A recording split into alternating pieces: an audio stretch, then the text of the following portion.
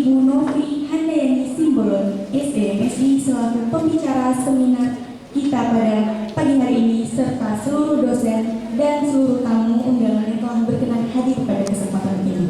Dan tak lupa pula yang saya sayangi dan yang saya banggakan seluruh peserta seminar yang telah hadir. Lalu dilanjutkan dengan menyanyikan lagu kebangsaan Indonesia Raya serta Mars Politeknik Negeri Medan.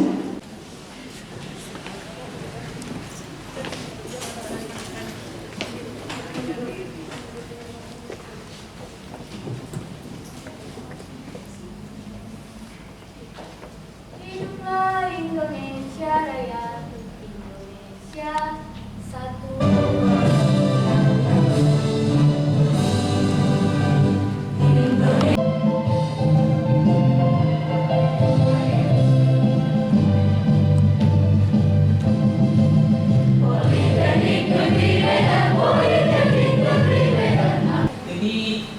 Kami berterima kasih di mana Bapak Ibu dosen yang baru sudah memberikan banyak hal dalam laksan yang dijalani, ya, yang sangat berguna baik untuk mahasiswa maupun untuk dosen atau sivitas akademika yang ada di jurusan akuntansi. Dan kali ini pembahasannya mengenai dunia usaha dan dunia industri yang akan diberikan oleh Ibu Novi untuk anak-anak kami sekalian yang akan menyelesaikan studinya. Baik, beliau merupakan seorang lulusan magister akuntansi yang berpengalaman sebagai praktisi dunia perbankan selama 10 tahun. Saat ini berprofesi sebagai dosen CPNS di program studi perbankan dan keuangan Politeknik Negeri Medan. Nah, di samping itu, beliau juga memiliki beberapa prestasi yang sangat membanggakan, yakni sebagai Social Media Brand Ambassador Korean Actions Hana Bank, kemudian sebagai runner-up pertama tagline kontes Korean Actions Hana Bank, lalu berikutnya tersertifikasi Rice Management Level 2 oleh LSPP. Baik, tanpa melama-lama lagi, kita sambut pembicara kita pada pagi hari ini, Ibu Novi Handayani Simbolon.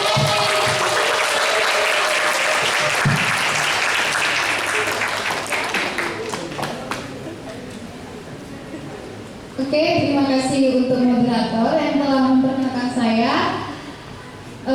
Semangat pagi semuanya. Pagi. Oke, kurang kencang nih suaranya. Kita di sini ada 1000 orang jika dibagi 10.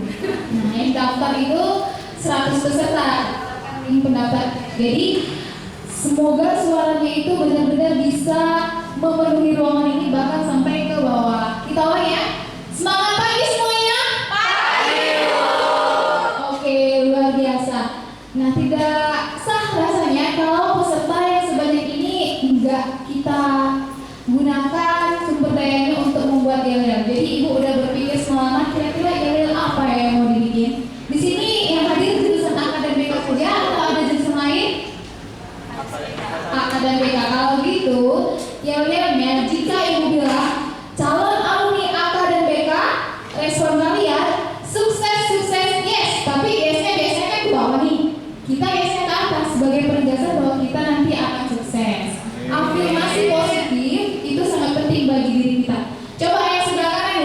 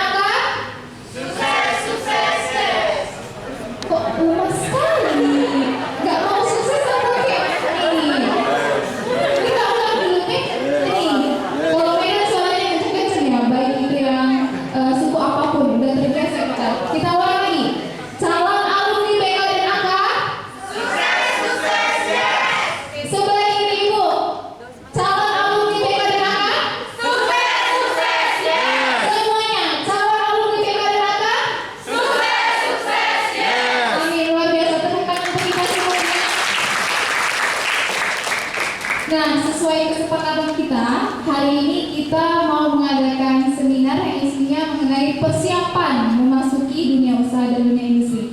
Kira-kira ada yang tahu kenapa sih kita harus siap-siap? Kenapa kita harus melakukan persiapan? Coba yang angkat tangan. Yang kira-kira tahu kenapa ya Ibu ini motivasinya membuat seminar tentang persiapan ini?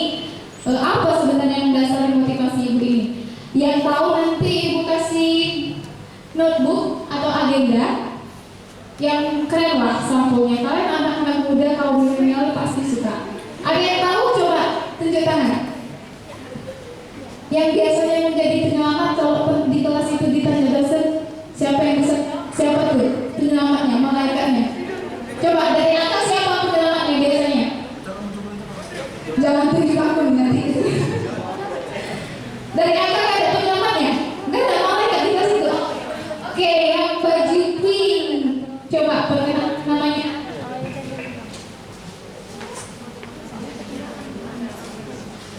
Baik, terima kasih untuk Ibu Novi yang pertama itu. Saya ingin menjawab mengenai kenapa Ibu memberikan sebuah seminar hari ini itu sebagai persiapan.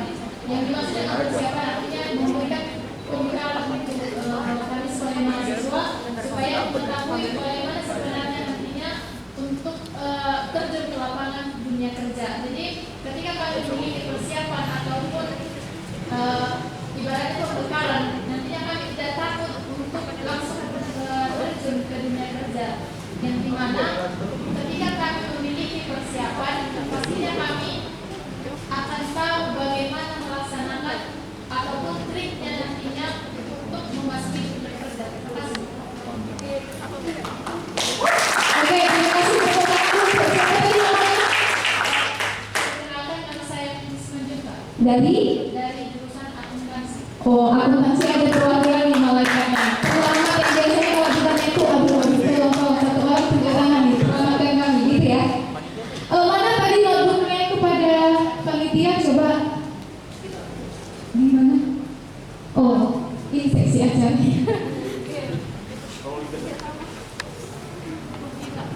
Keren kan? Lucu kan? Itu makanya terjadi menjawab. Iya, sama-sama. Nah, kita sudah sepakat bahwasanya kita adalah calon alumni yang sukses. Nah, kenapa Ibu memilih tema tentang persiapan? Karena ada yang bilang, tanya kesuksesan atau sukses itu adalah pertemuan antara persiapan dengan kesempatan, benar. Nah, kesempatan yang hadir, yang ada di dunia pekerjaan, dunia industri dan dunia usaha untuk kita semua itu sama. Tapi yang membedakannya adalah persiapan yang kita lakukan. Jadi siapa yang lebih siap, pasti dia memiliki satu langkah lebih maju daripada teman-temannya yang hari ini mungkin pagi ini tidak jadi hadir karena masih rebahan. Menurut data laporan kinerja yang disampaikan oleh Politeknik Negeri Medan, ternyata persentase lulusan kita, baik itu AK dan BK, hanya sekitar 60-70% saja yang berhasil masuk ke dunia usaha dan dunia industri kurun waktu kurang dari 6 bulan. Siapa di sini suka lama-lama nganggur? Gak ada kan ya?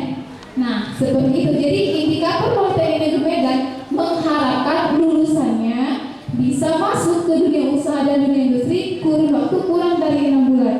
Ternyata faktanya hanya sekitar 60-70% saja. Lalu yang 30% lagi kemana? Bisa saja mereka berhasil masuk juga ke dunia usaha dan dunia industri, tetapi lebih lama dari teman-teman yang ada di kategori 60-70% tadi. Cuma kita sudah lama menempuh pendidikan 3 tahun ya. Kalau D3 kan 3 tahun. Ngapain sih kita lagi lama-lama untuk mendapatkan pekerjaan? Banyak hal yang harus kita lakukan. Contohnya, oleh karena itu, di materi persiapan ini ada 4 topik yang akan Ibu sampaikan. 2 topik pertama itu untuk cara mendapatkan tiket agar kita dipanggil oleh perusahaan. 2 cara lagi, tiket untuk menunjukkan kemampuan diri kita yang sesungguhnya kepada user yang nantinya menggunakan kita di perusahaan tersebut. Oke, kita lanjut saja. Ini dia. Yang pertama, kompetensi. Banyak dari kita yang memiliki kompetensi tapi tidak ada buktinya. Di sini yang sudah punya sertifikat kompetensi di luar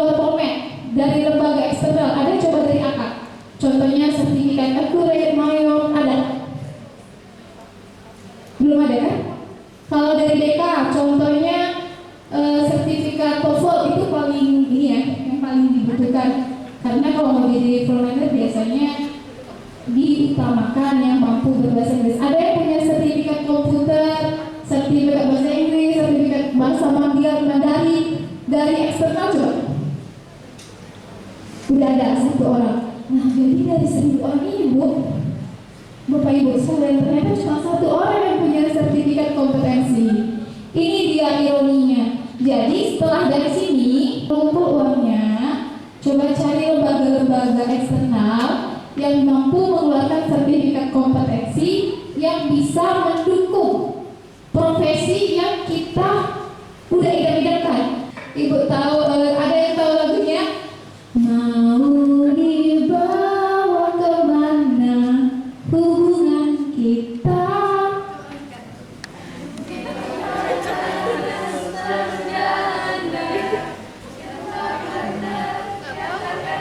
Oke, tapi ini bukan cita-citaan. Cuma awalnya tadi aja. Yang terjadi saat ini, itulah yang dirasakan oleh perusahaan. Mereka ketika mengumumkan sebuah lowongan pekerjaan, sudah tentuin nih kriteria pelamar yang bagaimana yang mau mereka tes ke babak selanjutnya. Kalian juga kan cewek dan cowok yang ada di sini, kalau mau cari pacar ada kriterianya? Ada. Jadi kalau misalnya cewek, aku mau yang putih, mau yang tinggi, terus nggak mau yang merokok, itu udah kita tetapkan sebagai prinsip kita kan. Jadi pasti kalian mencari cowok yang seperti itu, yang cowok juga begitu. Nah, perusahaan juga melakukan hal itu adalah prinsipnya, karena tujuan perusahaan adalah menggunakan segala sumber daya yang ada, termasuk sumber daya manusia, karya-karya perlunya, untuk menciptakan laba. Jadi dia sudah pasti mencari calon karyawan yang memang sesuai dengan kriteria mereka. Tetapi kondisi saat ini ironisnya, perusahaan ke timur, pelamar kerja ke barat. Jadi yang ditawarkan oleh pelamar kerja itu tidak sesuai, sehingga banyak yang bilang, Bu, sekarang ibu susah kali cari kerja, Bu. Bukan apa-apa, nggak ngerti kami apa yang mau perusahaan itu. Dan pelamar-pelamar pun nggak dipanggil aku, Bu. Nah itu tadi, kalian udah ada yang punya sertifikat kompetensi belum kan? Itu tadi salah satu penilaiannya. Nah, teman-teman yang lain yang punya sertifikat kompetensi lah yang dipanggil oleh perusahaan tersebut. Jadi nggak susah menebak-nebak apa isi hati perusahaan. Apalagi kalau HRD-nya perempuan, Bu. Susah kan menebak isi hatinya itu, Bu, gitu ya, yang cowok ya? Enggak lah. Perusahaan itu sudah menetapkan kriteria, contohnya seperti ini. Nah, contoh kompetensi lulusan akuntansi yang diinginkan perusahaan. Lihat saja, kalau sekarang kalian sudah mulai searching nih pekerjaan yang kalian idam-idamkan, contohnya untuk anak AK ya, mau jadi staff accounting, coba cari di Jobstreet, terus JobsDB, link ID atau sumber lowongan pekerjaan yang lainnya. Coba lihat rata-rata perusahaan dan pasti semuanya ada menentukan dengan jelas apa itu kriteria yang mereka mau. Nah, jadi kalau kita udah tahu nih mau jadi staff accounting, kira-kira kriterianya apa ya? Di sini jelas-jelas dikatakan bahwa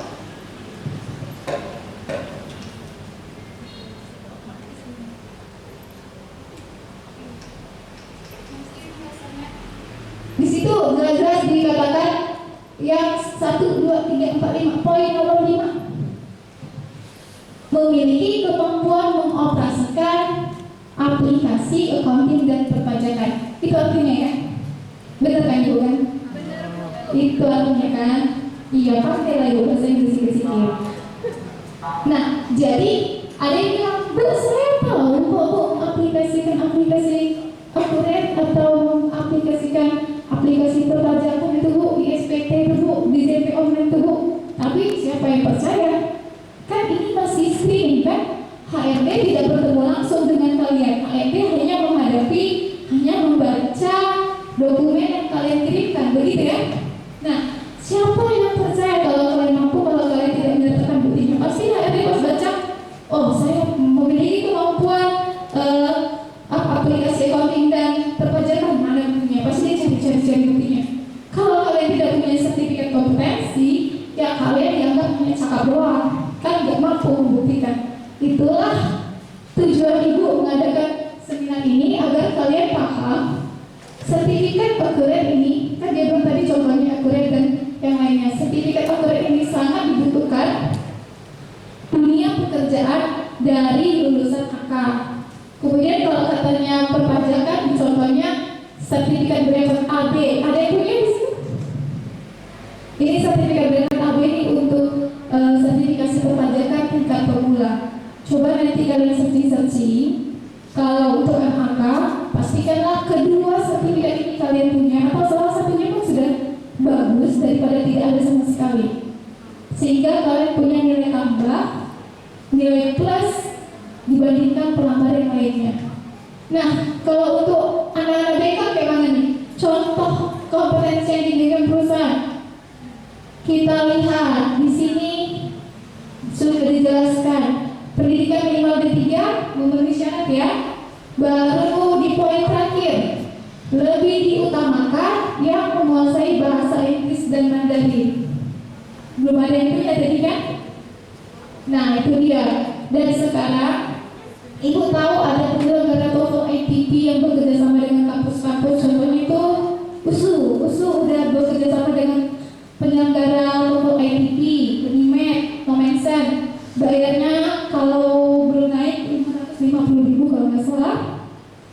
Kalian bisa ambil ujian di situ, nanti akan ada sertifikat TOEFL langsung dari TOEFL ITP-nya. Jadi bukan dari pusat bahasa USU, enggak, langsung dari penyelenggara resmi TOEFL ITP.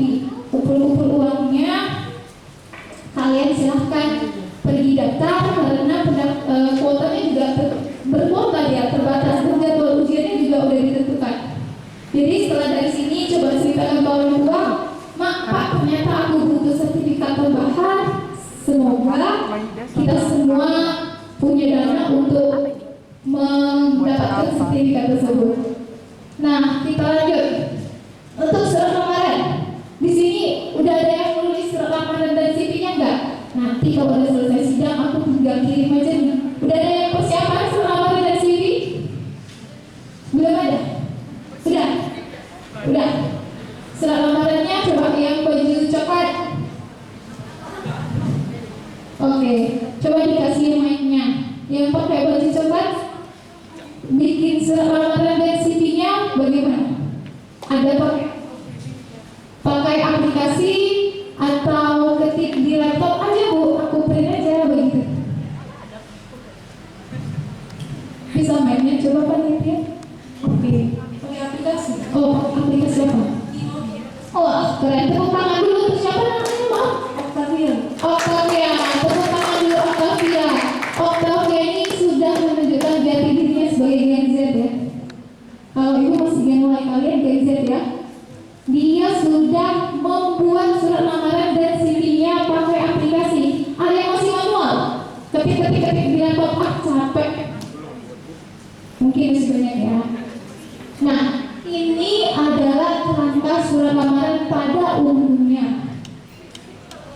Nah, strategi dalam membuat surat lamaran itu ada yang dinamakan strategi 3-in-1. Jadi nomor 4, 5, 6 ini adalah strategi kita untuk meyakinkan HRD untuk memberikan salah satu tiket masuk ke perusahaan mereka kepada kita.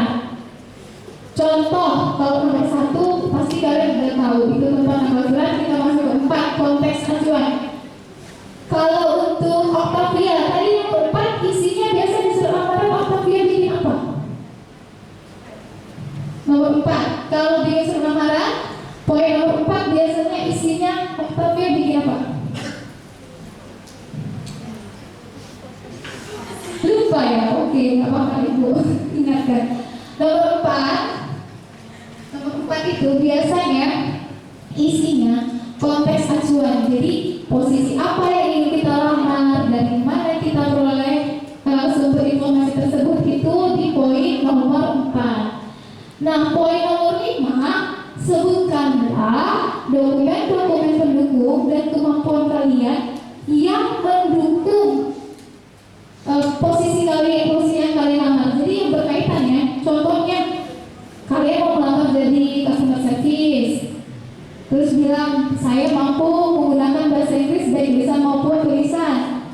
buktikanlah dengan sertifikat pokoknya tadi, jangan cuma cakap-cakap saja, itu pasti akan di skip oleh HRD.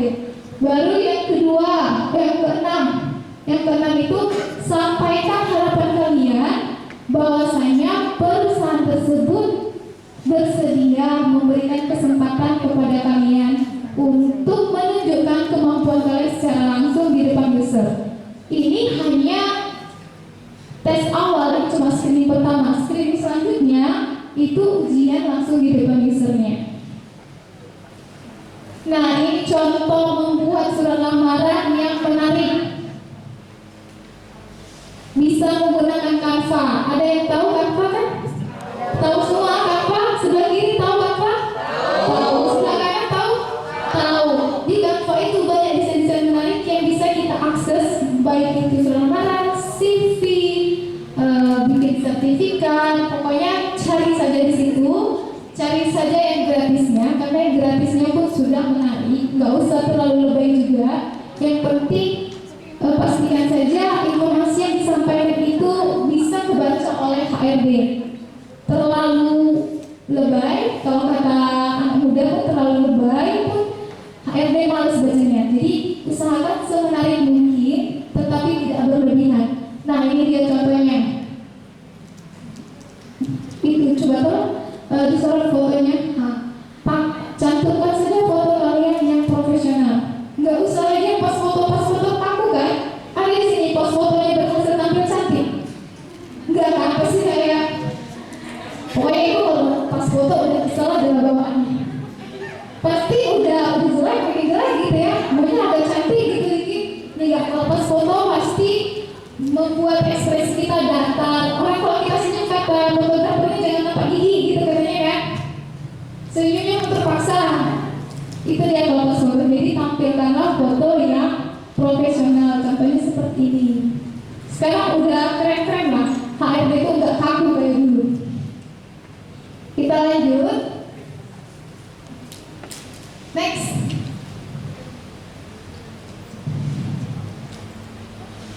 Nah, sekarang kita masuk CV.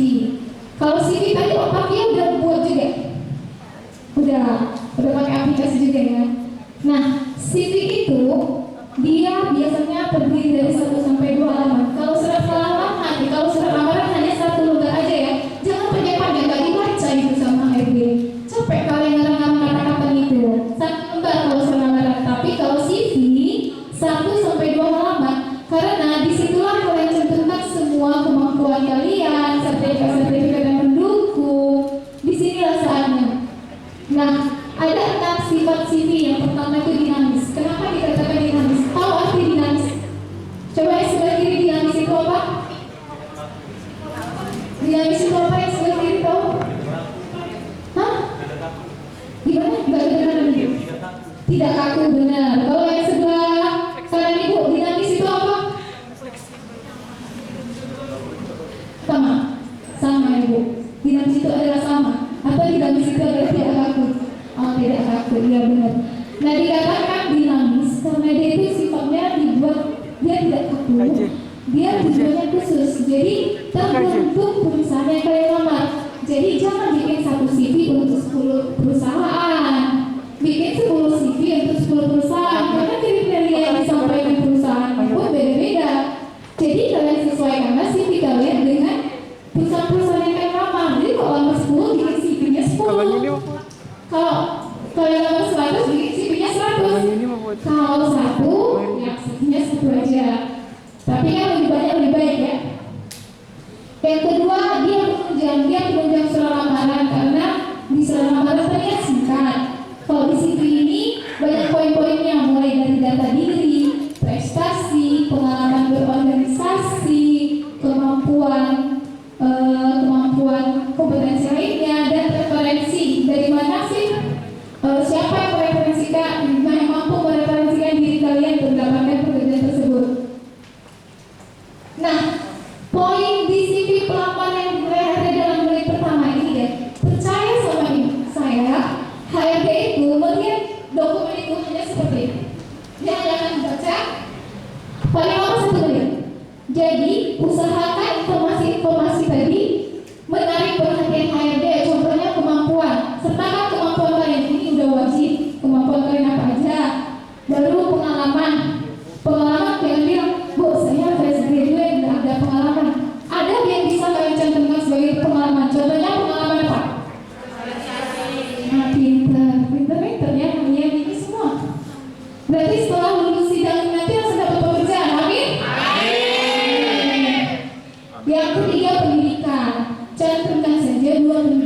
terakhir, nggak usah terus dari TK, nggak penting bagi HRD. 2 pendidikan terakhir, contoh berarti yang paling atas D3-nya, baru yang kedua SMA-nya. Yang dilihat hanya D3-nya itu. Jadi daripada buang-buang waktu, buang-buang tinta, buang-buang kertas, cantumkan aja 2 pendidikan terakhir. Mau TK di Amerika, mau SD-nya di Kolombia, itu nggak berpengaruh sama mereka. Mereka hanya akan lihat yang terakhir kalian ini sebagai apa. Itu dia. Baru yang keempat ke professional foto, seperti yang Ibu bilang tadi. Jangan lagi pakai pas foto yang kalau di CV ya, kecuali kan ada memang syaratnya pas foto 4x6, 3x4, yaitu pas foto. Kalau di CV dan lamaran, gunakanlah foto yang profesional yang bisa menampilkan diri kalian sebaik mungkin, tapi jangan diedit. Karena ada pengalaman ini beneran terjadi di bank kami. Kan bank Korea, kami itu bank Korea. Jadi dia edit fotonya dia seperti orang Korea. Beneran, karena dia jadi service manager.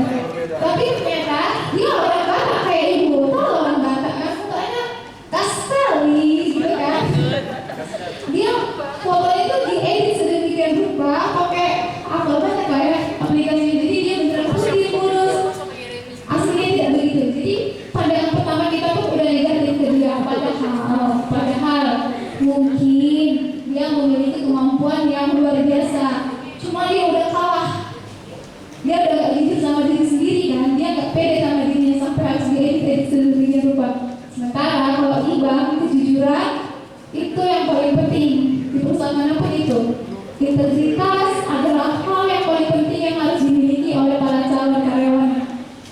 Baru desain CV-nya tadi, kalau menarik pasti akan dibaca oleh HRD.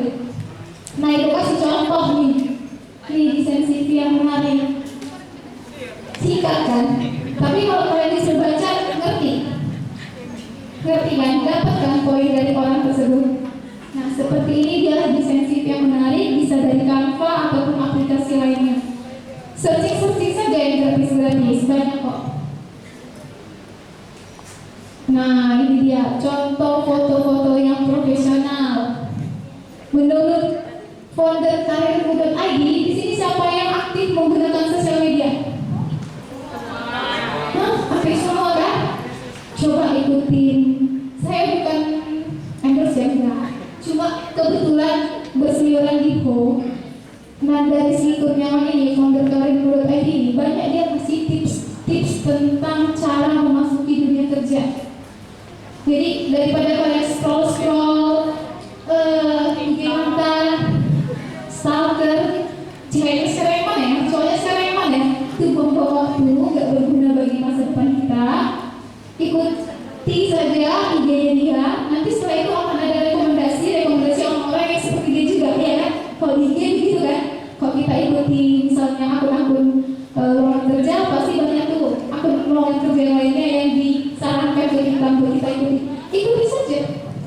Seperti yang disampaikan oleh Ibu Jujur tadi. Kemarin kami workshop di Hotel Prime di Kuala Namu.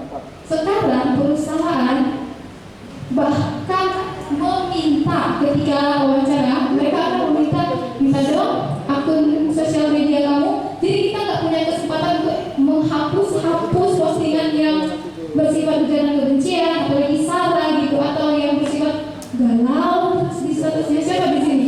Kalau bikin status pasti yang galau aja. Iya, galau aja. Pokoknya galau. Terus kalau nggak status warna hitam, biar pacar dikodein gitu kan. Kita berharap dia peka. Iya kan? Ini penandanya. Tapi mulai sekarang coba di filter dari sebelah kiri kayak semangat kali mereka yang stalker. Oh, pengalamannya iya, semua juga kita pernah berpengalaman seperti itu. Tapi mulai sekarang coba kalian filter IG kalian. Kalau ada kata-kata yang negatif, silahkan dihapus. Karena HRD juga akan meminta akun kalian, tapi memang tidak meminta password. Dia hanya meminta kalian untuk publik akunnya sehingga dia bisa itu juga salah satu yang membuat ibu pernah jadi social media brand ambassador di kantor ibu sebelumnya. Kenapa ya bisa jadi brand ambassador? Cantik juga enggak gitu ya? Oh cantik, oh makasih. Nah, kalau dikatakan menjadi brand ambassador berarti harus memiliki citra positif atau negatif. Ayo sebelah kanan ini ya, agak sepi mereka sebelah kanan. Kalau mau jadi brand ambassador, biasanya perusahaan pilih seseorang yang punya citra positif atau negatif. Positif. Nah, jadi ibu penasaran kenapa ya ibu dipilih menjadi social media brand ambassador? Ternyata selain berdasarkan KPI, kalau di kantor kita juga punya nilai kayak kalian. KPI-nya 2 tahun berturut-turut terus nilainya A gitu. Nah itu udah pasti. Baru yang kedua, ternyata ketika kantor pusat menanyakan tentang profil-profil karyawannya yang dinilai bisa menjadi brand ambassador, rata-rata teman-teman rekan-rekan kerja saya, rekan-rekan kerja ibu dan atasan ibu merekomendasikan ibu karena di sana kan cuma satu-satunya itu pernah tuh Sudirman, lihat Hanabe yang ada di Sudirman, pernah yang ada teras-terasnya tempat kongko itu keren di situ, tapi mahal memang. Nah di situ ternyata kalau ditanyakan siapa yang cocok, mereka sebutkan nama ibu karena ibu terkenal branding dirinya sebagai seseorang yang groomingnya baik. Jadi memang keren aja gitu untuk mereka penampilannya. Kalau kita udah bekerja, awalnya kita berpenampilan bagus nih. Kalau kita udah masuk, biasanya kita terikut dengan budaya teman-teman yang ya udah lah ya, asal-asalan aja udah kerja ini kok nggak mungkin dipecat gitu. Apalagi nggak ada service quality kalau di cabang, di pusat mungkin ada, kalau di cabang nggak ada yang perhatiin. Nah banyak teman-teman ibu yang seperti itu, tapi mungkin karena ibu emang dasarnya seperti ini, seseorang yang suka apa ya, ribet sendiri kok sering baju itu lama karena memang sama, oh itu bagus ditingkatkan gitu. Tapi harus kerja cepat-cepat ya, kalau enggak kita mau beli baju ya kan, ya itu ditingkatkan. Nah jadi ternyata itu menjadi branding diri ibu. Terus yang kedua katanya ibu itu bisa diandalkan. Kalau misalnya nih aku nggak mau nih, kalau ditunjuk si A juga si A nggak mau, si B juga nggak mau. Tapi kalau ditunjuk si ibu, saya katanya pasti saya mau. Ya gila, namanya juga bawahan ya. Kan masa ya ada yang bawahan yang bilang nggak mau bu ke atasannya? Ada yang berani? Nggak ada. Apalagi kerja di bank swasta, kapanpun kita bisa bukan dipecat sih. Kalau dipecat mereka harus mengeluarkan pesangon untuk kita kan. Mereka akan merotasi kita ke posisi yang membuat kita diri sendiri. Jadi kita mengundurkan diri sendiri dengan sukarela. Jadi pesangon nggak rugi, yang rugi kita. Nah itu dia. Jadi perusahaan nggak rugi, malah pesangon yang rugi kita, diri kita sendiri. Itulah dia kenapa ibu bisa menjadi brand ambassador sosial media. Kemudian sosial media ibu juga dilihat. Namanya juga brand sosial media brand ambassador, berarti kriteria utamanya adalah sosial media ibu. Kebetulan memang sosial media ibu itu publik, nggak pernah private karena emang ibu suka ya udah ambil aja dulu ya. Ngapain capek-capek dia pakai akun fake gitu, lihat aja sekalian gitu kan. Iya benar. Jadi di sosial media ibu tuh sering posting tentang bank. Jadi kalau misalnya ibu ngerasa hari ini aku cantik nih hari ini bajunya, ibu akan posting sering spot di kantor ibu yang bagus. Jadi mereka menilai bahwasannya ibu itu memperkenalkan Hanabe kepada calon-calonnya sahabat. Padahal sebenarnya ibu naksir sendiri aja. Karena nggak jarang gitu kan, pergi-pergi kan. Kalau jam 8 jam 5 setelah itu pulang, jarang kan pergi-pergi ke mall atau tempat nongkrong yang keren-keren. Gaji juga berapa lah gitu ya, udah bang. Jadi bisa spot-spot foto yang bagus di area kantor ibu aja sebagai healingnya ibu. Kalau kita sekarang banyak healing. Nah healingnya, kalian kalau mau healing setelah acara ini, jawab nanti pertanyaan terakhir. Ada kemarin yang minta bu, kasihkan aja dulu tiket nonton orang ini bu. Jadi satu orang beruntung dapat 2 tiket nonton di CGV hari ini namanya ya. Di CGV jam 5 bisa ajak siapa aja. Bagi kalian yang beruntung, jadi 100 orang ini benar kayak 100 orang yang datang punya kesempatan bersama. Nanti ikutkan aja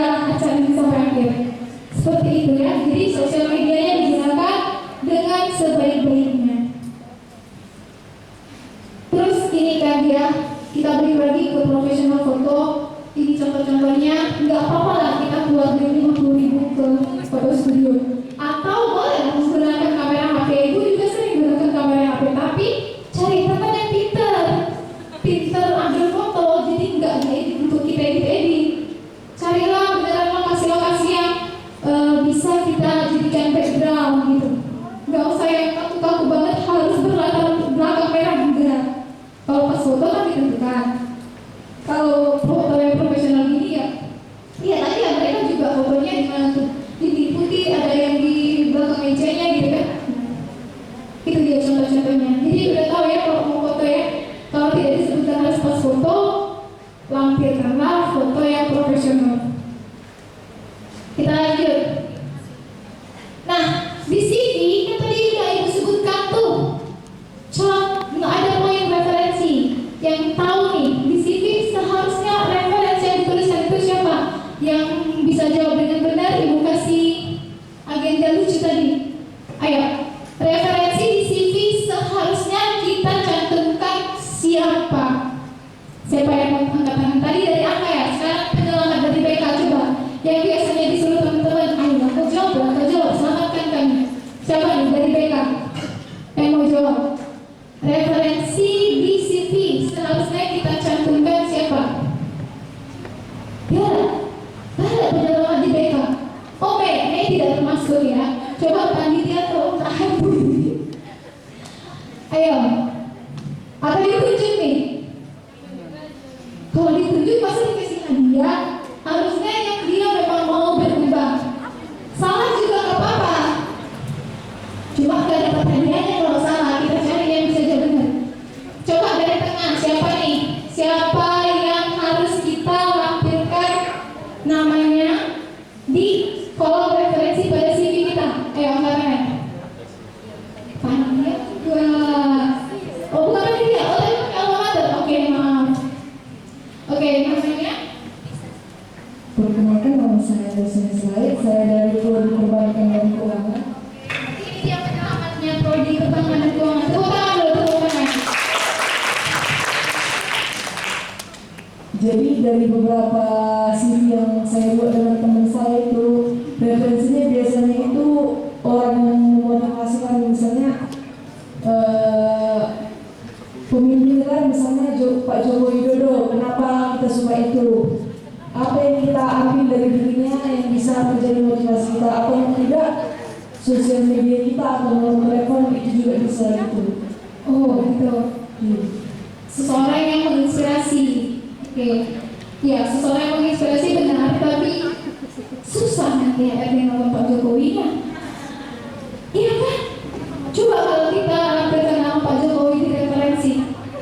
Oke, kalau direvisi lagi jawabannya. Boleh. Selain orang yang memotivasi itu juga bisa teman-teman yang disini atau orang tua gitu, pokoknya yang bisa ditanyakan selama ini gimana orangnya, atau bisa tidak ada kendala siapa yang bisa ditelepon gitu. Selain orang. Oke, terima kasih Luciana. Mana perhatian kasih aja agendanya. Tepuk tangan dulu untuk Luciana ya. Ini saya menjawab. Nah, jadi kalau di CV itu hampir 90% pelamar keliru menuliskan siapa sih orang yang mau dituliskan sebagai referensi kita untuk mendapatkan pekerjaan tersebut. Biasanya kita itu menuliskan orang yang kerja di perusahaan yang sama. Contoh, misalnya Lucy melamar ke PT A, ke bank A gitu kan, dan dia dapatkan informasi tersebut dari temannya si B. Jadi Lucy membuat nama si B tadi sebagai referensi. Nah itu salah besar, karena perusahaan itu sifatnya independen. Dia tidak mau ada karyawan yang mempunyai hubungan kekeluargaan, kekerabatan satu sama lain untuk menghindari konflik kepentingan atau melakukan fraud secara bersama-sama. Tahu ya fraud artinya apa? Anak-anak kita tahu kan istilah fraud itu apa? Fraud, belum tahu? Fraud, ya kalau di bank namanya fraud itu segala tindakan kejahatan yang terjadi di perusahaan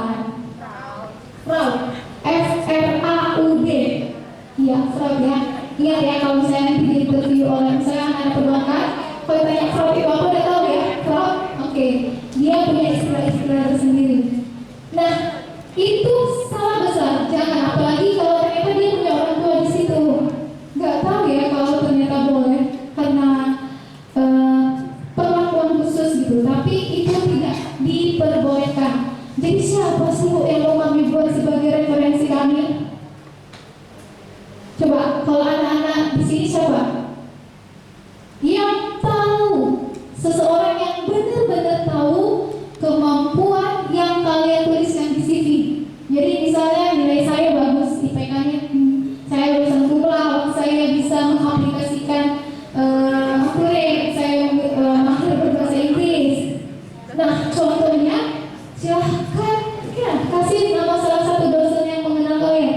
Tapi izin dulu ke beliau, Bu, saya mau melamar kerja di sini. Saya izin cantumkan nama Ibu sebagai referensi. Jadi ketika saya dihubungi, ketika HRD memberikan kesempatan kepada saya untuk ikut tes selanjutnya dan mereka membutuhkan konfirmasi atas kemampuan yang saya tuliskan di CV, Ibu bisa menjelaskan kepada HRD sesuai dengan keadaan yang sebenarnya.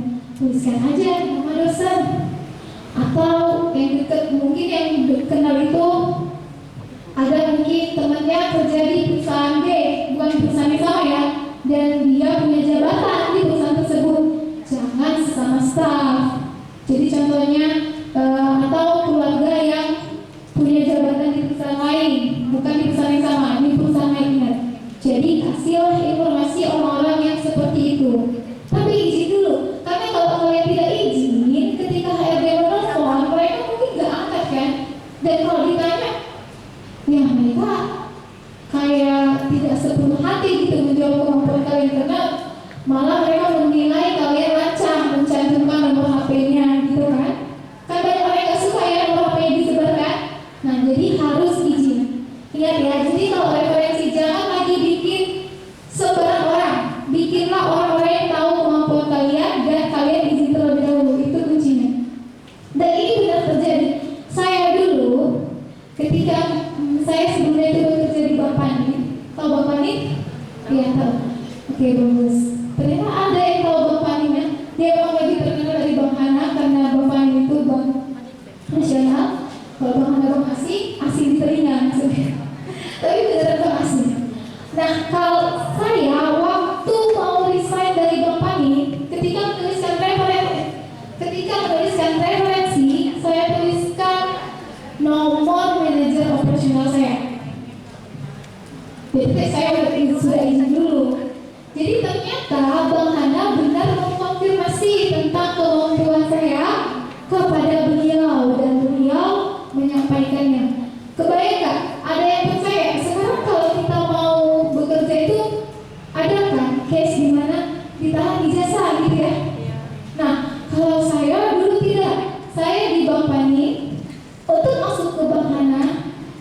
Saya itu join di Bank Hana itu bulan 10, tapi saya itu diterima bulan 4. Nah, mereka mau menunggu saya sampai bulan 10 hingga saya menyelesaikan kontrak dulu di Bank Panin. Kan kalau karyawan baru tuh ada kontrak 2 tahun. Nah, ternyata saya belum selesai kontrak, saya ditawari pekerjaan di Bank Hana dan saya menyampaikan bahwa saya bisa join bulan 10. Padahal pada saya diterima udah tanda tangan offering letter. Offering letter tahu? Offering letter itu surat perjanjian kerja. Jadi gajinya berapa, kapan join, itu saya udah tanda tangan di bulan 4. Dan tidak ada kasih jaminan apapun. Ijazah saya juga nggak ditahan. Tidak ada kata-kata kalau saya tidak join saya akan kena penalti. Tapi mereka mau menunggu. Itu berdasarkan rekomendasi dari atasan yang tahu bahwa saya, katanya waktu itu disampaikannya, saya adalah orang yang menjunjung tinggi kepercayaan.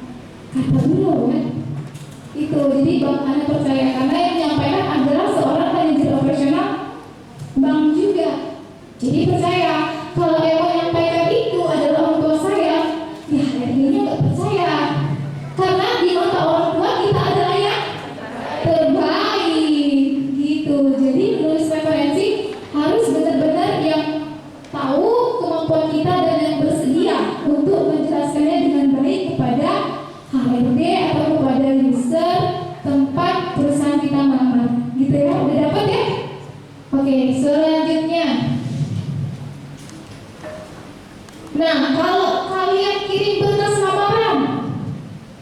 Yang pertama disusun itu yang paling atas. Kalau sekarang udah lewat email ya.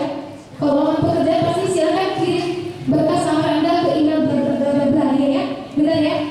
Nah, kalau kalian nyusun berkas lamaran, yang pertama itu apa? Surat lamaran. Surat lamaran, benar?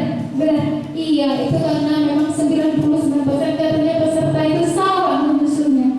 Karena memang nyusunnya surat lamaran. Kan tadi ibu udah, selamat datang ibu. Tadi ibu udah jelaskan bahwasanya surat lamaran itu kan cuma berisi kata-kata. Yang pertama itu biasanya yang harus kalian sampaikan adalah CV. Karena di CV lah tentang di situ jelas tentang biodata diri, dasarnya, kemampuannya, prestasi, pengalaman berorganisasi atau pengalaman bekerja, dan referensi tadi. Itu adalah poin-poin penting di menit pertama yang dinilai WAD. Jadi ketika kalian bisa berkas lamaran, CV lo bikin di urutan paling atas. Yang kedua baru surat lamarannya. Yang ketiga dokumen pendukungnya seperti sertifikat yang lain. Baru jadikan file dalam satu berkas file PDF. Banyak dari kita yang memberikan atau mengirimkan berkas lamaran itu attachmentnya banyak sampai 10. Kebayang nggak kalau kita jadi HRD, mau nggak download 10-10-nya? Nggak mau kan? Capek kan? Buang waktu juga, HRD nggak punya banyak waktu untuk screening awal.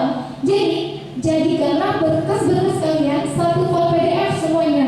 Jadi CV halaman pertama, halaman kedua, sertifikat lain di halaman berikutnya. Kirimkan emailnya hanya satu kali. Jangan dipikir seperti undian ya Bu. Semakin sering dikirim, semakin besar kesempatan untuk dipanggil. Itu salah. Kalau kirim lamaran jangan seperti itu. Kirimlah satu kali. Jadi pastikan sudah benar-benar sesuai, sopan, baru kalian kirim surat nama berkas lamaran tadi ke email tersebut. Jadi jangan nge-spam ya. Oke, terus kapan? Kalau bisa kirim lamaran lewat email kan berarti 24 jam bisa dikirim ya. Tapi sebaiknya kapan kita mengirim surat lamaran berkas-berkasnya tadi? Ada yang bilang siapa bilang pagi hari? Coba angkat tangan. Tim pagi hari? Enggak. Tim pagi hari ya? Tim, oh ada 1, 2, 3, 4. Tinggi udah mati semuanya kan? Oke, ada 1.400 orang lah. Kalau tim siang hari, oh dia single factor ya. Tim siang hari single factor 1 orang aja. Jam istirahat kantor jam 12. Siapa? Jam istirahat kantor jam 12 sampai jam 1. Gak ada ya? Pada malam hari, coba 1, 2, 3. Oke, ternyata yang benar yang 400 orang tadi. Pagi harinya itu kirimkanlah berkas lamaran kalian dari jam 8 sampai jam 11. 11 ya, sebelum jam istirahat. Karena kalau dari jam 11, kenapa harus jam 8 sampai jam 11? Biasanya kita sebagai praktisi, kalau di kantor pertama kali sampaikan dibuka email ya Bu?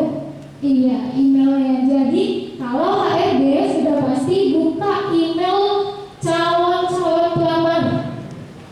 Nah, kirimkanlah di jam itu tadi sehingga berkas lamaran yang kalian kirim besar kemungkinan dibaca oleh HRD. Memang perusahaan kalau membuka sebuah lowongan pasti dia cantumkan lowongannya tersedia sampai tanggal 20 misalnya gitu ya. Tapi jangan kalian tunggu sampai hari terakhir. Ketika HRD sudah mendapatkan kandidat yang sesuai dengan kriterianya, mereka akan stop gitu. Walaupun kalian kirim lamaran, dia nggak akan baca lagi. Karena mereka itu ada kuota berapa orang sih pelamar yang mau akan diuji ke tahap selanjutnya. Itu untuk efisiensi biaya dan efisiensi waktu perusahaan. Nah, jadi siapa cepat dia dapat, tapi dia adalah orang yang tepat. Jadi itu kirim dia jam 8 sampai jam 11. Kenapa Bu nggak jam istirahat aja? Dia juga udah mau istirahat, udah capek dia kan screening kalau lamaran kalian. Dia biasanya akan melanjutkan pekerjaan yang tertunda sebelumnya. Nah, malam hari jangan keluar lagi.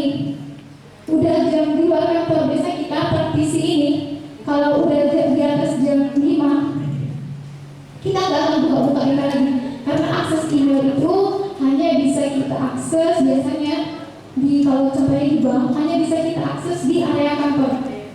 kantor tuh ada postingannya seperti itu gitu. Jadi udah tahu ya, kalau mau ngirim berkas lamaran walaupun dari email, kirimkan aja 8 sampai 11. Tapi Bu, gimana kalau saya tahu lowongan tersebut ternyata di hari terakhir? Ya kirimkan saja. Berharap saja ternyata perusahaan belum mendapatkan kandidat yang sesuai dengan kriterianya. Jadi ya kirimkan saja hari itu, tidak masalah. Nah, dari yang kita sampaikan tadi ada beberapa kesimpulan kebiasaan buruk yang harus dihindari saat melamar kerja. Yang pertama, tidak membaca syarat. Contohnya tadi kan, perusahaan sudah menyertakan kriteria yang dia mau. Contoh, minimal lulusan D3, lamarlah itu. Kalau dibilang minimal lulusan sarjana, janganlah kalian lamar, karena udah gak sesuai. Terus dia katakan harus memiliki kompetensi akurat, mampu berbahasa Inggris. Lamarlah itu dan buktikan dengan sertifikatnya. Yang kedua, jangan mengirimkan satu CV ke beberapa perusahaan. Tadi sudah disampaikan ya, karena kalian harus menyesuaikan. Yang kalian isikan di CV itu adalah data-data sesuai kriteria yang perusahaan mau. Yang ketiga, brutal dalam mengirim lamaran seperti beberapa tadi, nge-spam. Kirim email sebanyak-banyaknya, nanti cepat-cepat kayak buang dia dulu.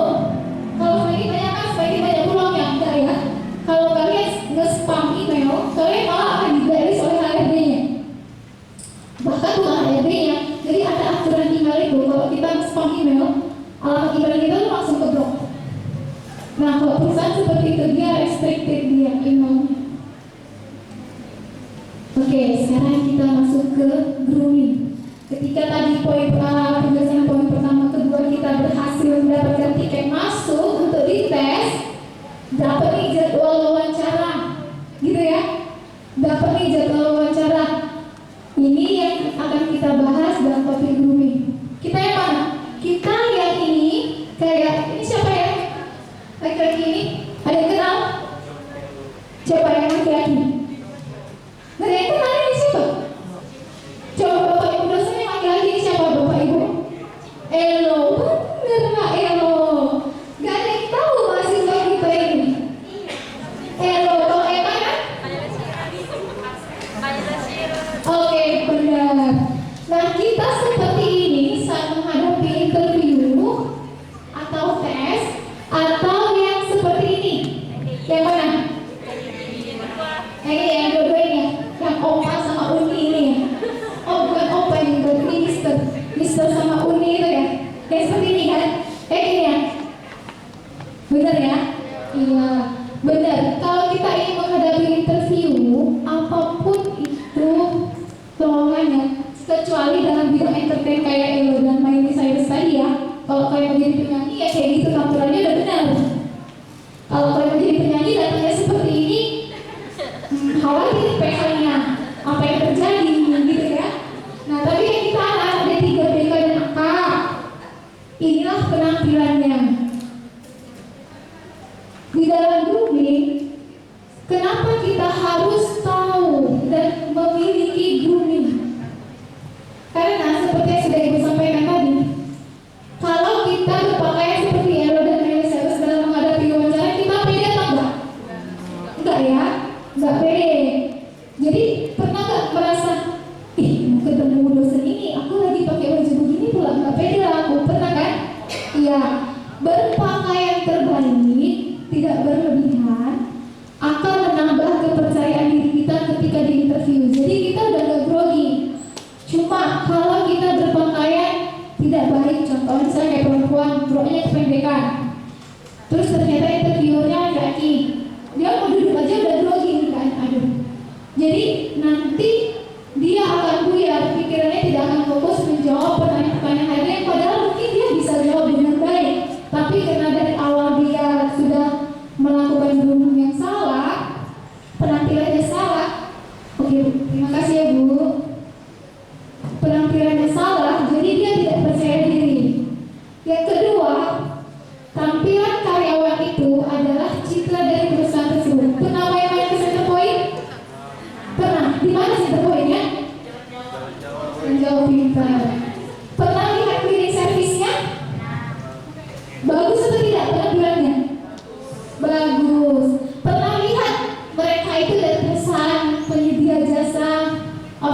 apa? Ya itu ISS itu, sebut aja. Nah, ketika ibu melihat cleaning service-nya yang ada di pikiran ibu, oh ternyata ISS ini perusahaannya bagus ya. Padahal hanya karena lihat material cleaning service-nya, iya kan? Padahal kalau kita flashback ada kasus dari outsourcing ISS juga kan, tapi itu tertutupi.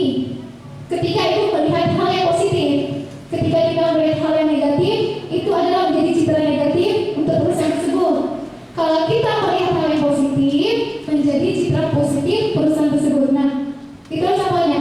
Cleaning service saja kerjanya cuma membersihkan debu, membersihkan sampah, tapi mereka groomingnya terbaik. Mereka groomingnya bagus. Jadi adik-adik dari sini nanti, kalaupun pergi kemana, agar terbiasa melakukan grooming dari segi penampilan, rambut, makeup, cara berias, kalian biasakanlah seperti ingin mau menghadapi dunia kerja. Karena kayak seperti Allah bisa karena biasa. Kalau kita biasa selengean, nanti kita akan pergi ke interview juga akan selengean gitu aja itu. Udah pasti itu, nanti bangunnya pun pelan-pelan itu. Mau interview jam 8, setengah 8 aku bangun. Karena dia tidak melakukan grooming yang baik. Padahal kalau melakukan grooming itu perlu waktu kan? Iya. Nah, yang ketiga, meyakinkan perusahaan bahwa kita adalah pribadi yang profesional. Kalau di kantor, terutama di bank, kalau kita berhadapan dengan atasan, di ruangan atasan, tidak menggunakan makeup, kita akan dinilai tidak sopan. Karena kalau di bank, kalau di perusahaan jasa, penampilan adalah hal yang pertama. Karena penampilan itu adalah bentuk sopan santun perusahaan tersebut. Jadi, dari sekarang belajarlah grooming yang baik, belajarlah untuk membiasakan diri, memberikan waktu lebih banyak untuk mempercantik, memperindah penampilan kita. Untuk mendapatkan grooming yang baik, kalian tidak harus cantik, karena tidak semua yang lahir dengan wajah cantik ya.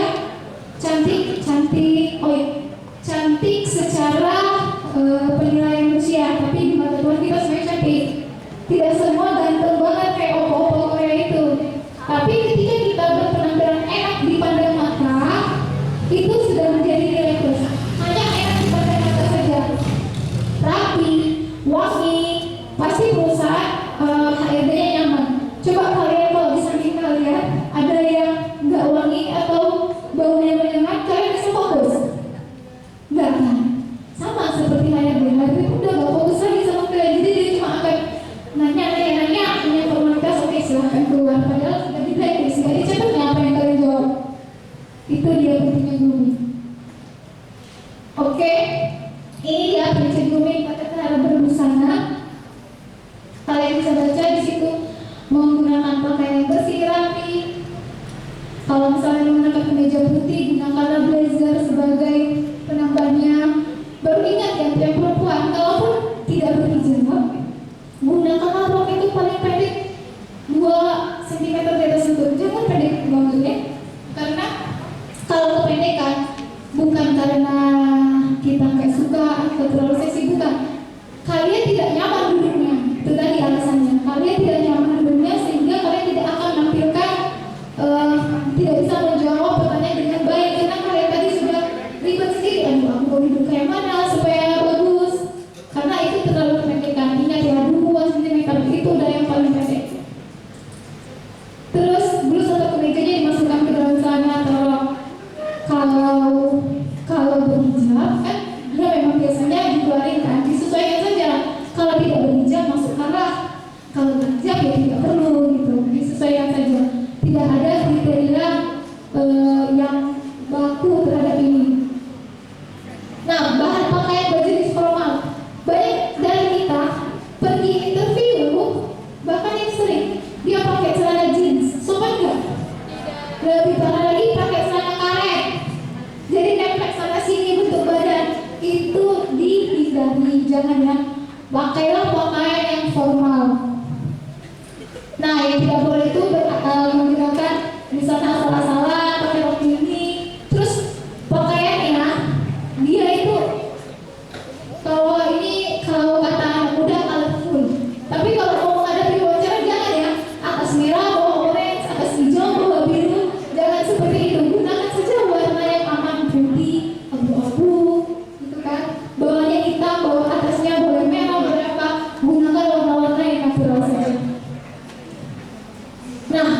cara berhias. Siapa nih yang kalau berhias ini seperti yang sebelah kanan seperti itu ya, tangan ibu. Cantik, ya cantik.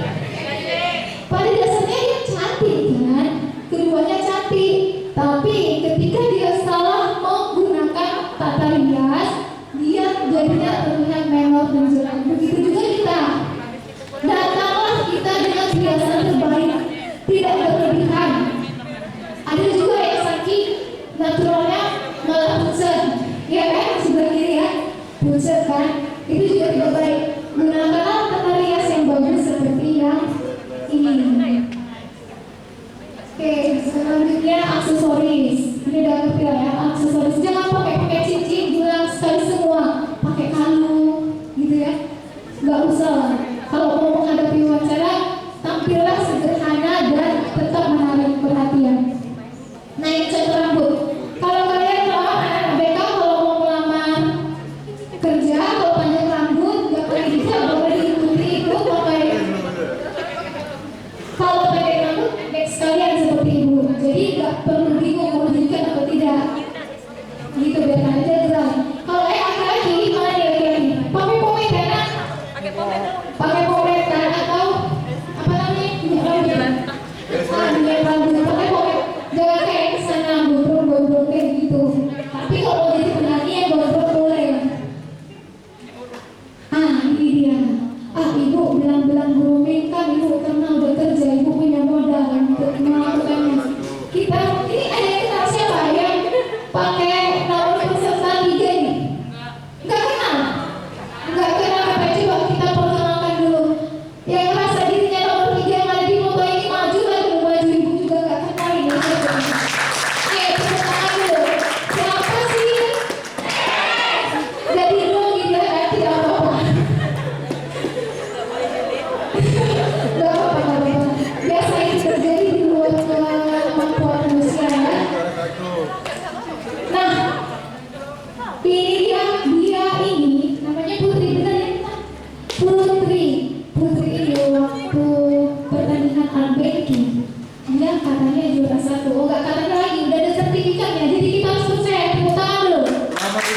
Itu juaranya juara 1. Jadi kita percaya bahwasanya terbukti dia juara 1 lomba makeup ya. Benar ya Putri ya? Nah, ini adalah contoh tata rias yang bisa kalian apply, kalian terapkan ketika kalian menghadapi interview ala mahasiswa. Jadi nggak perlu menggunakan alat makeup yang mahal, enggak ya Putri ya? Enggak kan? Coba Putri bisa jelaskan pakai makeup apa, gimana caranya supaya bisa menyisikan waktu untuk bermakeup. Coba Putri kasih tahu teman-temannya dan kasih semangat. Assalamualaikum warahmatullahi wabarakatuh. Saudara kita semuanya. Pertama yang saya hormati Ibu dan Bapak dosen yang turut hadir dalam seminar ini dan para peserta yang turut hadir dalam seminar ini. Perkenalkan, nama saya Putri Aulia. Saya mahasiswi Perbankan dan Keuangan dari kelas BK 2B. Saya di sini diundang sebagai pemenang Makeup Booking Art Competition 2022. Seperti yang kita tahu bahwa booking itu menjadi syarat ketentuan kalau misalnya kita ingin jadi bank atau menjadi bagian dari front office. Nah, seperti tadi Ibu Novi bilang, kita semua bisa menjadi cantik, kita semua tuh bisa menjadi guru booking. Salah satu solusinya adalah dengan bermakeup. Dengan kita bermakeup, berarti kita menghargai diri kita juga sebagai perempuan. Apalagi makeup style itu udah complicated. Misalnya kita ingin hidup mancung, sekarang udah ada kontur, atau kita ingin menutup noda hitam, sekarang udah ada concealer. Itulah makanya banyak orang yang bilang the power of makeup, karena makeup itu sangat berpengaruh dalam penampilan kita, apalagi kita sebagai wanita. Dengan kita bermakeup, kita itu bisa menghargai diri kita sendiri, kita juga bisa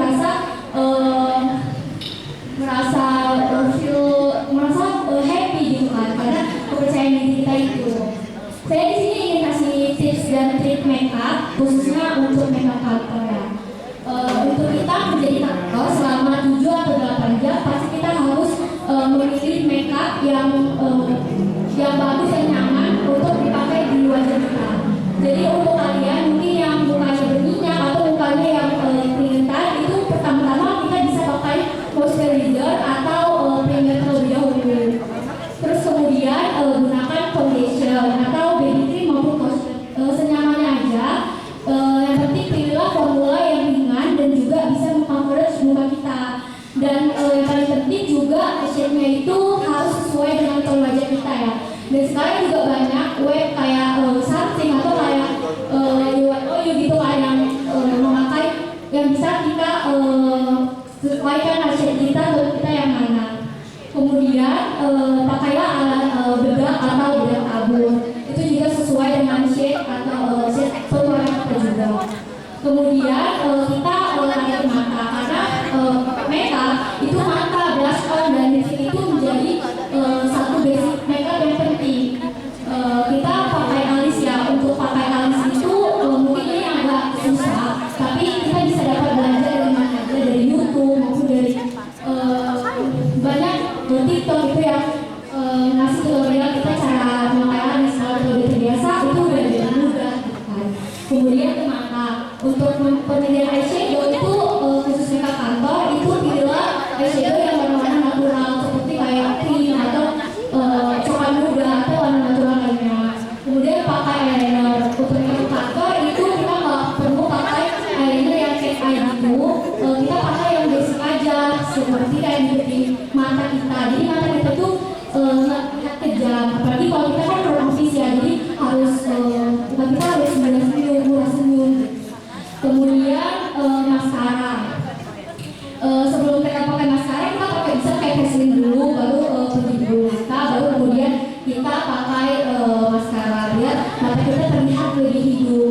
Baru kemudian blush on. Nah, kalau kita makeup natural, blush on itu juga menjadi basic makeup yang penting. Pakailah blusher yang berwarna peach atau kayak merah muda gitu. Dan usahakan juga blushernya itu juga nampak. Kemudian langkah step terakhir itu gunakan lipstick. Gunakan lipstick yang cerah, jangan yang hindari kayak yang warna-warna gelap itu. Mungkin misalnya seperti warna nude atau warna pink, warna merah bata seperti itu. Itu aja sih yang bisa saya sampaikan. Semoga kakak abang di sini bisa dapat bekerja di tempat pekerjaan yang baik di saat yang diinginkan. Saya Putri Aulia. Assalamualaikum warahmatullahi wabarakatuh.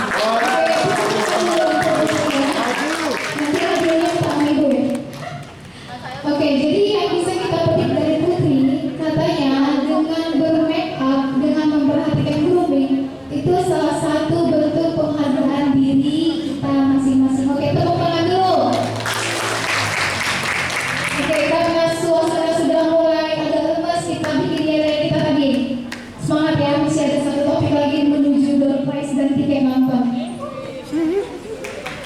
Kita bikin yel. Calon alumni PKI apa?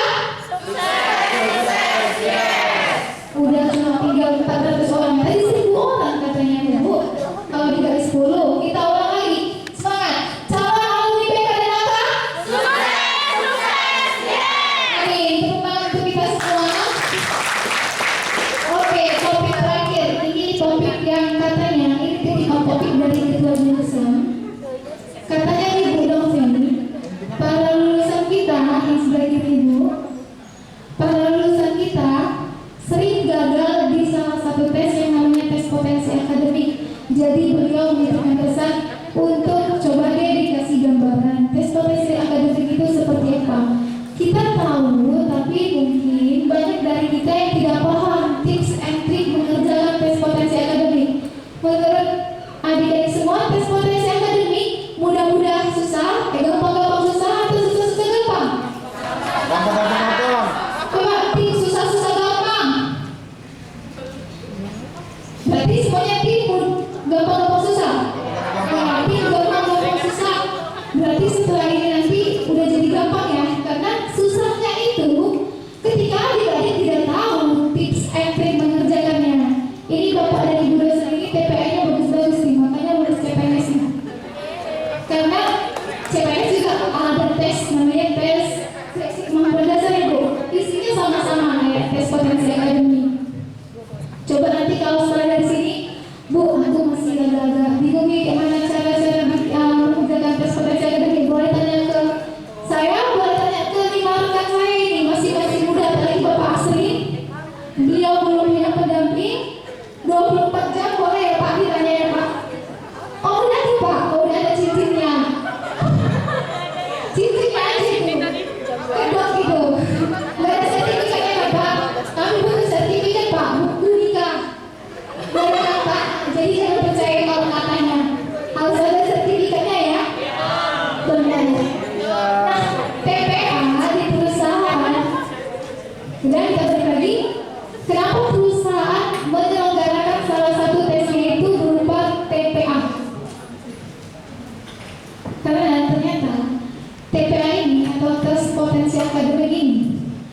bisa memberikan gambaran kepada perusahaan bagaimana seseorang mampu memangku jabatan di perusahaan tersebut sesuai dengan bidangnya. Contohnya, TPA kan dibagi tiga nih. Yang kita ketahui ada tes kemampuan verbal. Tahu ya? Udah pernah tes? Udah pernah lihat contoh tes kemampuan verbal? Udah. Contohnya, tes kemampuan verbal ini biasanya orang-orang di perusahaan yang bertugas atau yang job desk-nya contohnya marketing, dia sudah pasti tes kemampuan verbalnya skornya harus tinggi karena mereka menggunakan tata bahasa, skill komunikasi yang baik terhadap para calon nasabah untuk perbankan, para calon customer untuk jurusan akad. Inilah yang dicari oleh perusahaan. Berdasarkan skor ini dia tahu cocok gak ya si A menjadi marketing. Ini dia. Nah, yang kedua, tes kemampuan numerik. Ini angka-angka contoh accounting. Kalau tes potensi akademik, kalau kategori tes kemampuan numerik di bawah skor, bagaimana mungkin mau jadi staff accounting? Ah Bu, sekarang udah ada sistem Bu, apa-apa sistemnya Bu. Tapi sistem yang buat manusia kan, sistem sering salah. Nah, kayak kami juga di bank yang lalu, accounting itu udah berbasis sistem semua, tapi kok ada accountingnya Bu? Karena akan selalu ada error, akan ada selalu selisih neraca di sistem itu. Tugas accounting mencari angkanya. Kalau kita tidak tahu berhitung, bagaimana mungkin mencari angka? Selisih di bank itu tidak banyak-banyak, ada Rp1, Rp2, tapi kita tidak bisa tutup cabang kalau selisihnya tidak ditemukan. Itu adalah tugas accounting, mencari selisih-selisihnya yang tidak ditemukan oleh sistem. Karena bukti visi transaksi adanya di accounting kan, transaksi teller pada akhir hari akan diberikan kepada accounting untuk dilihat udah balance enggak. Kalau teller itu cuma report, kalau selisih, dah kasihan accounting mencari kan katanya. Itu begitu dia kalau di perbankan. Nah, tes kemampuan figural biasanya arsitek, anak-anak teknik sipil, ini pasti tes kemampuan figuralnya tinggi karena mereka harus berimajinasi. Contohnya, nanti kita lihat contoh-contohnya. Kalau ibu tes kemampuan figuralnya susah, kayak sekolah standar aja. Makanya ibu nggak jadi arsitek ya. Ibu tuh susah membayangkan. Contohnya dari sini mau ke rumah ibu aja, dan nah jalannya seperti apa ya? Ah itu susah. Jalan aja lah, pokoknya itu kok sampai lagi. Kalau disuruh belok ke kiri, ke kanan, ibu udah bingung gitu. Makanya waktu tes CPNS, ibu mati-matian belajar tips and trik gimana ya melakukan tes figural ini. Ini dia. Kalau bahasa berhitung, kalau ibu pribadi jadi ibu udah bisa itu. Kalau yang ini, aku harus berlatih lagi nih gitu. Nah, contohnya nih untuk tes kemampuan verbal. Sinonim, tahu arti sinonim? Apa itu sinonim? Benar. Nah, contoh soal sinonim kalau di tes TPA, contohnya seperti ini. Ini yang ringan-ringan saja ya. Karena kalau yang berat-berat juga ibu kayak kurang mampu menjelaskannya. Nanti malah ibu yang diajarin gitu ya. Kata religius, sinonimnya dari A, B, C, D, E yang mana? D. D itu apa? D. Ayo, yang bilang bravo. Oh, yang dari A dulu, yang bilang apa jawabannya? Ada? Nggak ada, oke. Yang bilang bravo? Nggak ada juga. Yang bilang charming? Oke, nggak ada. Yang bilang delta? Delta. Berapa ya? Delta ya? Delta. Nanti tanya loh kenapa bilang delta. Oke, ada yang angkat tangan. Yang bilang echo? Yang angkat tangan tadi bilang apa? Yang tiga bertiga ini ada yang tiga bintang, katakan tadi. Yang mana? Yang delta, oke. Kenapa pilih delta? Emang di situ religius itu artinya apa yang bisa menyamakannya dengan opsi jawaban delta? Oke, coba. Bapak salah juga.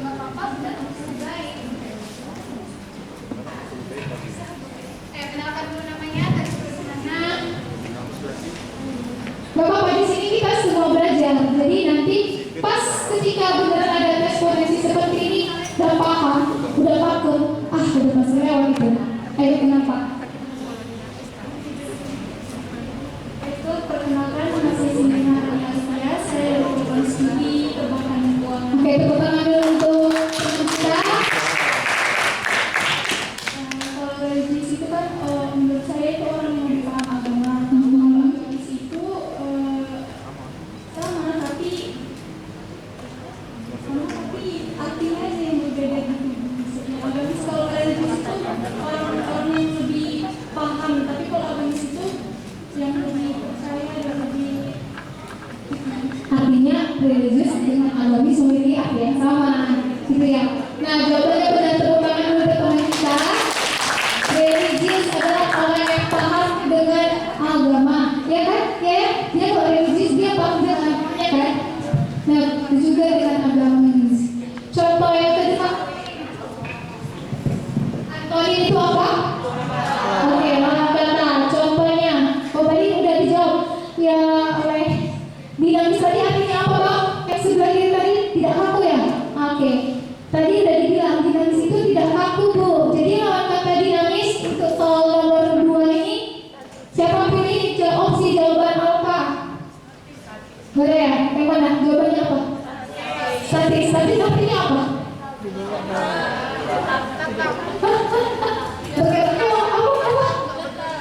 Tetap. Pintar. Statis itu artinya tidak bergerak. Sementara dinamis itu bergerak sesuai perubahan. Jadi lawan kata dinamis sudah pasti statis. Jadi dia contoh yang ketiga analogi. Tahu analogi? Biasanya itu kita diminta menambahkan satu kalimat atau satu kata yang bisa menghubungkan antara kata pertama dengan kata kedua. Contoh, sipir dengan penjara. Kata apa yang bisa menghubungkan mereka? Ada yang tahu? Kiper dan gawang. Kenapa?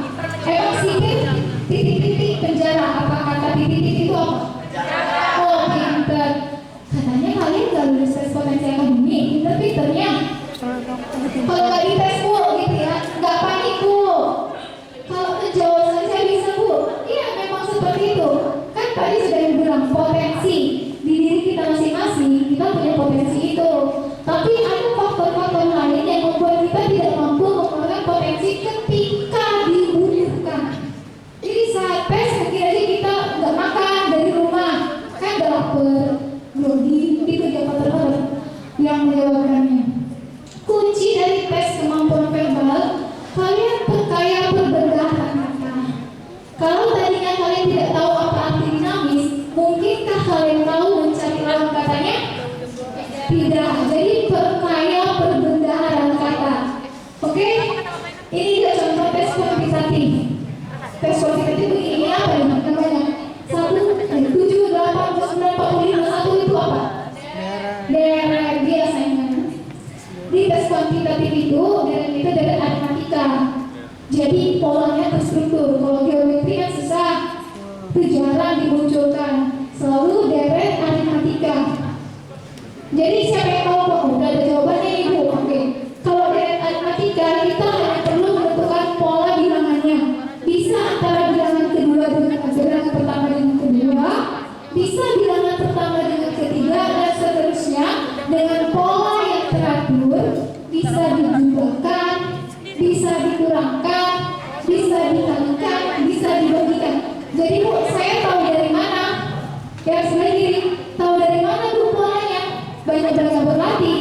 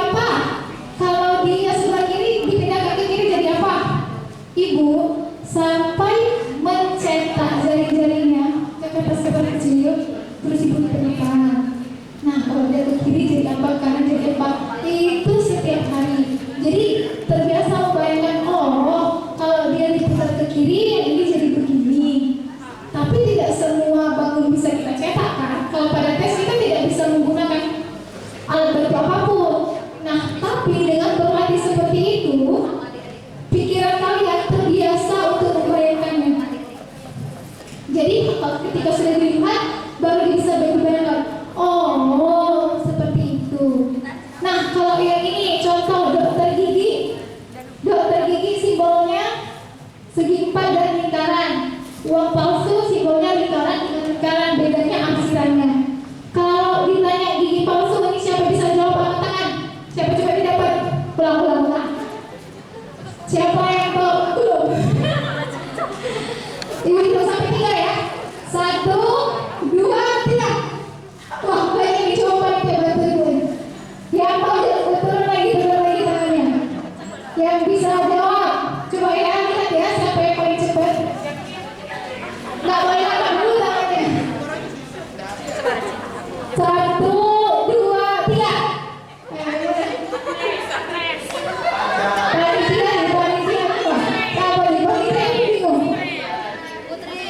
Coba yang angkat tangan tadi. 1, beri jangan tambah, ini tadi aja. 1, 2, 3, 4, 5, 6, 7, 8, 9, 11 orang. Yang 11 orang ini sekali lagi angkat tangannya ya. Yang 11 orang aja, yang lain nggak boleh ya. Ada agenda satu lagi soalnya. Oke, siap-siap ya, jangan diangkat dulu nih. 1, 2, 3. Apa kita bikin? Kok sudah 2, 3 udah tahu mereka? Hah? 1, 2, 3. Oke? Udah? Bersedia? Siap? Mulai! Udah dapat ya? Siapa? Putri mana? Jangan biru. Oh biru, dia pun sampai bingung. Oke, silakan namanya. Selamat datang kepada ibu kami. Belum beruntung. Nanti kita coba lagi. Lagunya masih banyak tuh. Perkenalkan nama dan prodi apa? Slow Puput, masih ada handphone. Dana, Oh, berisinya. Kita tangan dulu untuk temannya. Ada yang bersatu namanya. Namanya tadi siapa? Oni Syarafita Rusmi. Uni. Ya, Uni. Oke. Jawabannya? Jawabannya adalah A. Contohnya A, dokter gigi. Benar apa salah? Wah, kalian ternyata pinter-pinter ya. Nanti pas tesnya begini juga ya. Jangan grogi ya. Karena tes potensi akademik semua bisa jawab ketika tidak dites. Kalau dites beda lagi ceritanya Bu. Kayak gitu ya. Oke, tepuk tangan untuk temannya. Oke, ini dari tipsnya. Tips pengerjaan PPA. Perbanyak berlatih sebelum tes. Latihan adalah begininya. Contohnya Ibu, tahun 2019 Ibu itu ikut tes CPNS. Skor Ibu, kayaknya Ibu di ranking 4. Ya, ranking 4, yang diterima cuma 1. Karena Ibu datang ke tesnya, percayalah, Ibu ini PD-nya tidak tinggi kalau ujian-ujian begini. Bisanya itu, biasanya aku kayak gini.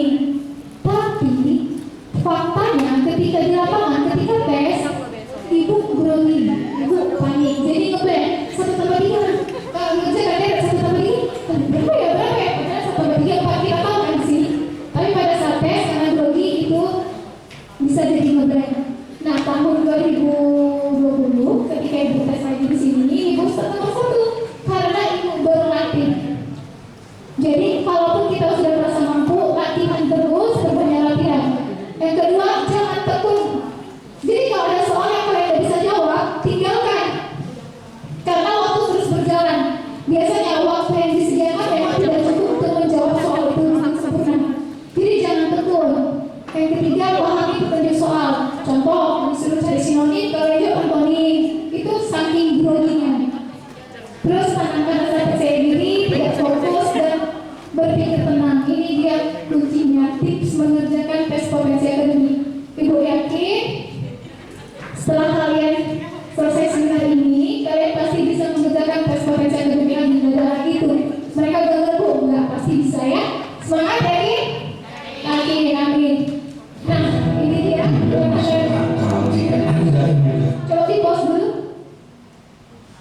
kelas dulu, oke? Ini dia ada satu video motivasi untuk kalian semua. Ibu berharap setelah keluar dari seminar ini kalian bisa menerapkan apa yang kalian dapat dan kalian bisa menjadi pribadi sukses seperti yang sudah kita doakan tadi. Oke? Calon alumni PKDNK sukses, sukses. Kita tonton videonya.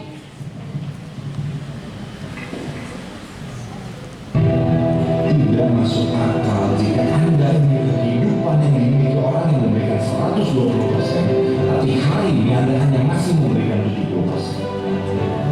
Kehidupan Anda tidak akan berada di tempat yang Anda harapkan karena Anda tidak memberikan seluruh kemampuan. Anda tidak memberikan 120%. Anda tidak bisa merobohkan sebuah pohon dan memukulnya 1000 kali di 1000 tempat berbeda. Tapi kalau Anda memukul pohon tersebut 1000 kali di satu titik yang sama, pohon tersebut bahkan akan roboh sebelum Anda memukulnya 1000 kali. Mengapa Anda belum meraih hasil? Ada dua kemungkinan. Mungkin Anda sudah pernah berusaha merobohkan pohon tersebut dengan memukulnya 1000 kali, tapi di 1000 tempat yang berbeda. Kali, tapi Anda berharap bisa merobohkan pohon. Kedua-duanya tidak akan membawa Anda kemana-mana. Sehingga Anda memiliki komitmen, lakukan hal yang sama terus-menerus, berulang kali. Pengulangan adalah hal yang menciptakan keterampilan. Anda perlu kuat untuk melawan rasa bosan tersebut. Untuk menjadi ahli dan terampil di satu bidang, Anda harus bisa melawan rasa bosan. Anda berharap bahwa dengan Anda bekerja keras, Anda akan sukses. Bahwa Anda sudah bekerja keras, Anda sudah jujur, Anda sudah rajin ibadah, maka Anda harus sukses. Maka Anda harus menjadi seorang miliarder. Tidak semua orang yang bekerja keras, jujur, dan rajin ibadah menjadi seorang miliarder. Jika Anda ingin sukses, Anda harus melakukan beberapa hal dengan sengaja. Anda tidak akan sukses secara kebetulan. Mungkin jika Anda lahir dari keluarga yang berpandangan, tapi apakah Anda akan sukses? Tidak. Itu adalah cerita yang jauh berbeda sekali. Anda tidak akan sukses secara pribadi. Ada beberapa hal yang memang Anda perlu susun dan merancang agar ketika peluangnya tiba, ketika saatnya tiba, Anda bisa mengambil sebuah secara maksimal. Kesuksesan adalah titik temunya persiapan dan kesempatan. Anda harus memiliki komitmen untuk mengasah keterampilan Anda agar Anda bisa lebih siap. Anda perlu mengambil semua peluang yang ada di depan Anda yang berhubungan dengan bidang Anda, baik kecil maupun besar, agar Anda bisa lebih terlatih untuk melihat peluang. Menuju kesuksesan ini adalah sebuah proses. Dalam perjalanan ini, Anda pasti membutuhkan waktu. Setiap harinya ada peluang di berbagai bidang. Setiap harinya ada kesempatan di berbagai bidang. Tapi belum tentu peluang dan kesempatan tersebut adalah yang pas untuk Anda. Anda harus menekuni bidang Anda. Terutama sekarang, di mana semua sudah serba online, ada 1001 peluang di depan Anda. Dunia berjalan jauh lebih cepat dari sebelumnya. Kesuksesan bukan ujian fisik, melainkan ujian mental. Apakah Anda bisa menjaga pikiran Anda untuk terus fokus dan memberikan yang terbaik setiap harinya menuju satu titik? Ingat, Anda membutuhkan 1000 kali pukulan ke satu titik di pohon tersebut untuk merobohkan pohon.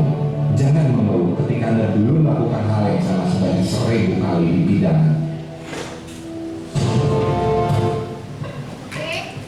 Itu tadi dia video motivasinya. Jadi kesuksesan adalah pertemuan antara persiapan dan kesempatan. Setuju ya? Oke, ibu tadi nih ya